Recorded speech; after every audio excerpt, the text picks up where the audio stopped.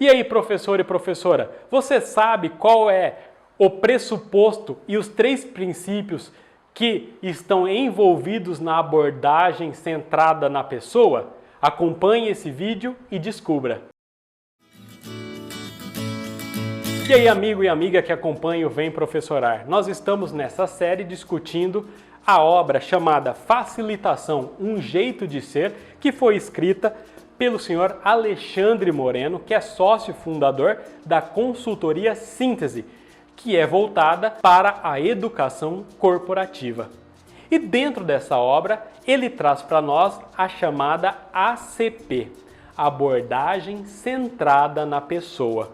Então, ao invés daquilo que é discutido dentro dos programas de ensino e aprendizagem serem focados no conteúdo, serem conteudistas, o foco são as próprias pessoas que estão ali para obterem e receberem aquele conhecimento.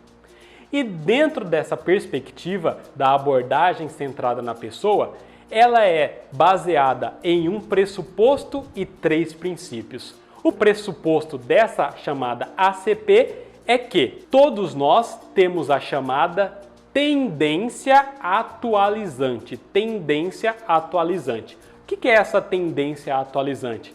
Essa tendência atualizante significa uma convicção de que todo ser busca o melhor para si.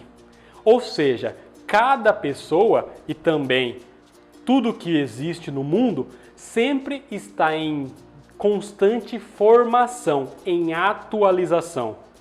E se nós temos essa perspectiva de olhar as pessoas sempre sob o olhar de que ela está buscando o melhor para si, quando você está diante de um grupo com o qual você deve trabalhar, ou seja, com estudantes, você deve confiar nesse grupo, porque cada indivíduo ali, ele vai tentar buscar as melhores opções. Então, o pressuposto da chamada abordagem centrada na pessoa é confiar nessa tendência atualizante, ou seja, que cada um ali sempre vai buscar o seu melhor, sempre vai buscar se desenvolver.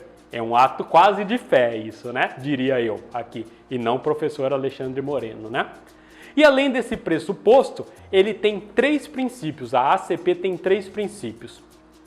O primeiro princípio é a chamada compreensão empática. Compreensão empática.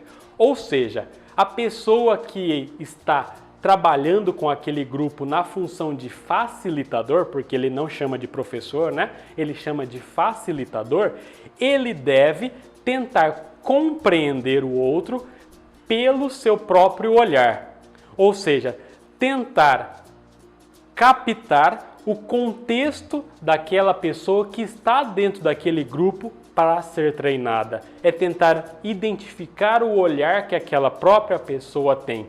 Essa é a chamada compreensão empática. É o facilitador tentar se colocar nos pés, nas sandálias de quem está ali para trabalhar naquele grupo de aprendizagem. O segundo princípio é a chamada congruência ou autenticidade, que é até a coragem, a expressão que o Alexandre Moreno fala, que é coragem da pessoa expressar seus sentimentos com relação àquilo que está acontecendo dentro daquele grupo de aprendizagem. Então é a pessoa se conectar com os seus próprios sentimentos, ser verdadeira com eles. Só que isso não significa ser rude ou mal educado, porque um dos princípios é a compreensão empática. Então você também tem que ter empatia, mas você tem que agir de maneira verdadeira com seus próprios sentimentos, que é o segundo princípio, que é o da congruência ou autenticidade. E o terceiro princípio da abordagem centrada na pessoa é a aceitação incondicional positiva. A aceitação incondicional positiva.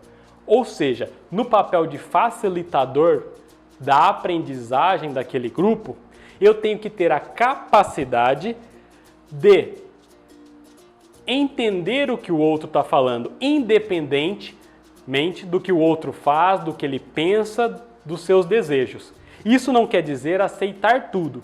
Significa que regras podem ser estabelecidas e limites podem ser colocados pelo próprio grupo, mas eu, na condição de facilitador, eu tenho que ter uma perspectiva de aceitação das condições daqueles membros que estão ali presentes para serem desenvolvidos.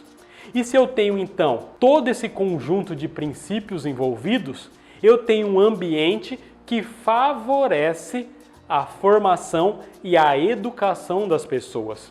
Um exemplo prático que ele dá dessa abordagem centrada na pessoa é o relato que ele faz de algo que aconteceu numa turma de agronomia. Então, ao invés do professor chegar e já passar toda a matéria que vai ser trabalhada, ele pergunta para os próprios estudantes quais são os problemas que aquelas aulas possuem. Então, o professor chega e fala assim: pessoal, antes da gente começar a discutir aqui, o que vocês acham que são os maiores problemas que as nossas aulas têm? E aí ele vai colhendo o feedback dos estudantes. E além de colher esse feedback dos estudantes, ele pergunta: e na perspectiva de vocês, qual seria uma aula ideal? E também colhe dos estudantes quais são as perspectivas de uma aula ideal. E depois esse professor, esse facilitador, ele busca agir de acordo com aquelas informações que ele pegou do próprio estudante.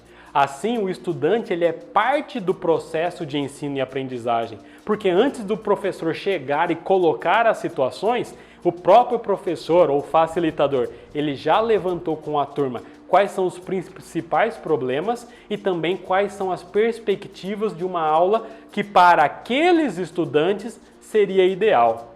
E ao fazer isso, o próprio estudante ele se sente parte do processo.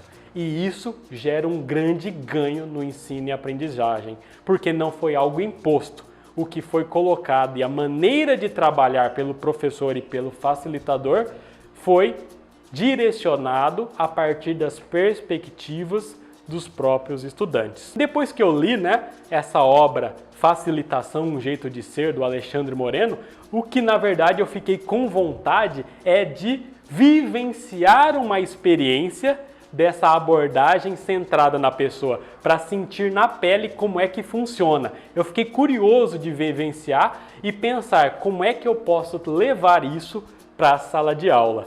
Eu ainda tenho algumas dúvidas de como ela funciona e até pergunto para você, professor e professora que está aí do outro lado, se você já usou a abordagem centrada na pessoa em suas aulas, deixa seu comentário. Eu tenho algumas dúvidas de como implementar essa perspectiva.